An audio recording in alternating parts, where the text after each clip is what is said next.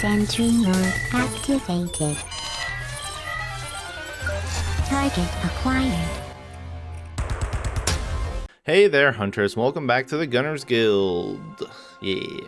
Today we're going to be discussing the only weapon that you need to get through all of your village solo and your hub quests all the way up to Narwa. I mean, at least as a gunner.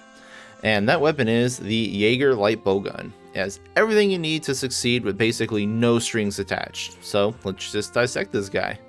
Let's start with the final product here so you know what it looks like. Jaeger Prime. This is a rank 5 bowgun which you can reasonably finish by 5-star hub quests, which is where Rathlos is at. I want to start here just so I can go over all the final perks and such, and then we can just work backwards from there.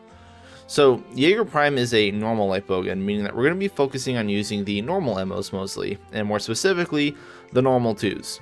Normal 2s are going to be our bread and butter, and they pretty much are everyone's bread and butter. It's the easy mode MO. It's perfect for people who are just starting to learn bowguns and for a fresh save, as we don't really need anything special to make these things work properly. Jaeger Prime has rapid fire normal 2s all the way back to its base form, and it fires these with the fastest recoil and the best reload in all of the upgrade stages. So it just has the best damage per second we could possibly have with normal 2s, like right out of the box, without needing any of the recoil or reload skills. We don't need to put in, like our silence or anything. We could just get our extra raw by putting a power barrel on, like literally nothing. Just, it's good to go. Now, on top of that, it ends up with a clip size of 5 in its last couple upgrade stages. So it's nice to see it jump as you upgrade it and progress. And as you can see, the upgrading and crafting costs for this weapon are extremely minor. It's just a few minerals until like the last couple upgrades where you actually need like a few monster parts, like 1 low rank Magnum Mallow, like a monster broth from Manabra, and then like a high rank Rathalos set for the final piece, and that's it, you're done. Overall though, it's just some ores. Like you just go out, you mine a couple ores, bam, you're good to go. Now you might be thinking, why normal 2s? Aren't spread 3, rapid fire pierce and slicing all better? Well, yeah, they are when you have proper sets and equipment for them. Like Nargacuga's light bowgun only gets rapid fire pierce 2s on its final upgrade, and rapid fire pierce 1s are kind of meh, to be honest. Like especially in the lower ranks of the game, due to numbers like always being rounded down, pierce ticks are stuck around like the 3 to 5 range, like for the entire game. So a single shot of like normal 2 on paper is like getting 3 ticks of pierce, but in reality it's more like 4 just due to rounding. So rapid fire pierce 1 bowguns also can't walk and reload, which is a slight hindrance, more so for newer gunners than experienced ones, but it's still kind of annoying. Basically what I'm just trying to say is that normal is just consistent across the board, especially at the lower levels of the game. Oh, also pierce actually costs money to maintain, since you always have to buy and gather latch berries. And I did that once when Rise first came out on the Switch. I learned nothing but pierce 1s, and I was always out of money. You just burn through pierce like crazy. Normals can actually hold more, and you actually just need to buy gunpowder, which is far more cheaper to sustain since 1 gunpowder makes 4 normal 2s, whereas 1 latchberry makes 1 pierce 1. And as far as the other MOs goes, there's nothing really that great until like all the weapons final upgrades, so you're kind of stuck with normals, to be honest. Like most other MOs have like bad recoil or bad clip sizes, or can't walk and reload or can't walk and shoot. Like there's always something wrong. So Jaeger just stands out and just having the best stats out of the box, which is why it's great.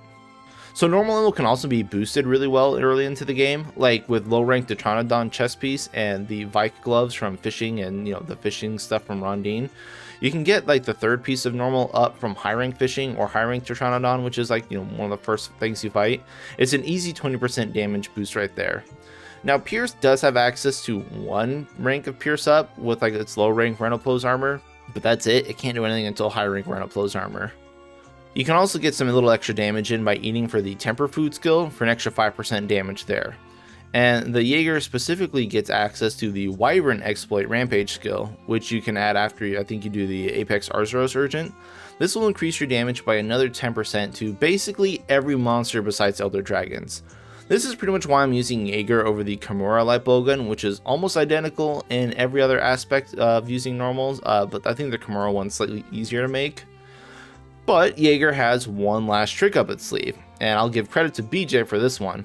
But I've been very interested in exhaust ammo ever since BJ discovered that some monsters have a special exhaust dunk that is separate from their actual standard stagger dunk.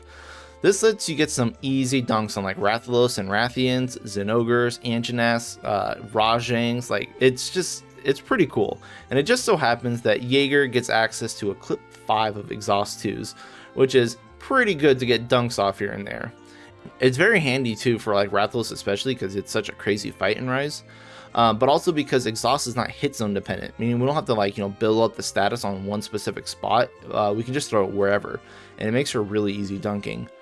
Now, typically monsters dunk on the 3rd shot, but not all monsters have the special dunk, so you got to be careful. Although it is quite fun when you pull it off. That's basically Jaeger Prime though. There's literally nothing wrong with this bowgun, and I've used it exclusively from Village to Narwa without using anything else. I do want to point out some other little combat tips for Light Bowgun while I'm here though. Now, especially in the lower ranks, but I mean anywhere really, it's extremely easy to KO a monster with the Bowgun's melee bash, at least the first KO, because they get more build up. But the melee bash does do solid damage and good KO build up, so it's usually about 3 to 5, typically it's 4 hits you can KO a monster. And in that time window of a monster being KO'd, you can easily run up and place all 3 of your landmines, and then you need to do the optimal detonation for them. And to do that, you have to shoot them 4 times to get 4 small explosions. Then you use your silk mine attack, the one that reloads and shoots, to detonate the last set for the large explosions. It's some seriously good damage, especially early on as it's fixed damage. It's just amazing. So try to start your fights out with the KO and then landmines, so you can put those on cooldown as quick as possible. Don't be afraid to melee bash a monster, like it's extremely effective. So, I mean, there you have it. I mean, if you're new to Rise and you're looking to get into bowguns, or you need a consistent weapon for a village and hub play, you literally can't do anything better until you actually, finish the game and actually have some other gear and run like stickies or slicing. Hell, even on the speedruns of Rise, they use rapid fire normal 2s. It's great, but again, only until you get actual gear. Once you beat Narwa, you should start forging like your Nargacuga, your Magnum Malo, and your Zenogre Light Bow Guns. Those are going to be your bread and butters kind of for the rest of the game. Now, if you need more info on bowguns, I got like a bajillion videos on them, and as well as updating them as Rise came out on the Switch. Those are like 8 months old though, so you might have to like go back a little bit, but it's all there. And I also have access to the Bowgun Bible, which has all the bowgun information you could possibly want in it. So yeah, that'll be in the description. But yeah, that's all for me. Thank you all for watching, and good luck out there, hunters.